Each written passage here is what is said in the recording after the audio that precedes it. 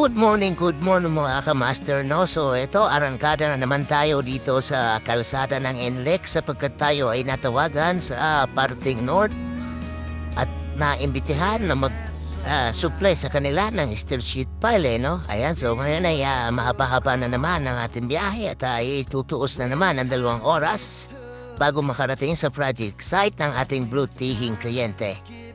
Shoutout nga pala sa ating mga butihing mga fast breaker agent yan na sila Andam, yan, Ariel Bontu, yan.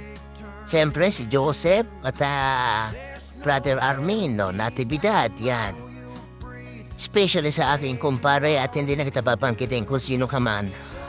At sa ating mga taga-panood, maraming salamat sa walang sawang pagsubaybay sa aming vlog. At eto nga pala guys, so nandito ako at pangiting-ngiti. Pasensya na guys sa aking itsura sapagkat ay ganyan lang yan, talagang puro bukbuk ang muka. Pero mapagkakatiwalaan niyo po yan pagdating sa steel sheet pile supply, no? Ayan, pasalisalita ako dito para kung baliw.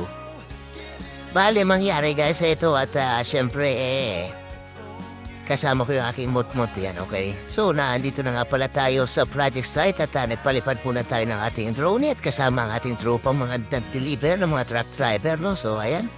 Ito yung ating stockyard ng ating butihing kliyente, no? So, hindi ko nababanggitin ang pangalan at baka masulot pa ng ating mga co-supplier dyan, syempre. Alam mo naman, ang panahon ngayon, uso daw ang sulutan, pero yun lang, pag nasa amin sure, hindi ka nababalikan sapagkat bukod sa mura pa ang aming sheet pile, free delivery pa, no? Ayan guys, so kung mapapansin nyo, naandito tayo sa stockyard ng ating butihing kliyente, no?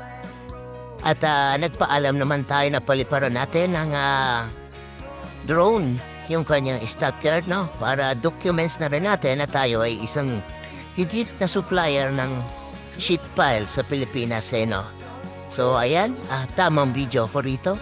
Kung mapapansin nyo, palipad-lipad yung aking drone, Ayan, kasi ang order niya sa atin ay 2 truckload na steel sheet pile, no? So, ito ay paunang pagbati pa lang sapagkat ang order nitong ating kliyente nito ay nagtototal lang nasa 4K pieces yung unang slot niya. So, ito ay paunang pagbati pa lang din namin sa kanya at unang delivery. Yan nga pala yung kanyang mga rito, mga bako, no? Ito nga pala, napipwesto ang ito na pinag-deliver namin ay ang kanyang batching plan, no? So, mas maganda talaga na maging low profile ka, no? Maraming salamat nga pala sa iyo, boss at master, at parang ama na rin na, nagtiwala sa atin, no? Ayan, ito yung kanyang stockyard. Maraming salamat at winelcome din tayo ng maayos, no? Ayan, siya nga pala. Shoutout nga pala sa inyong lahat na sa ating mga viewers ngayon, no? Kung kayo nga pala ay may order na steel sheet pile, na maaari kayong tumawag sa amin ng direkta o kaya sa ating mga fast breaker agent na trusted na merkado. Ayan, mga master, no? At wow, napakaganda ng stockyard ng ating butihing kliyente, no?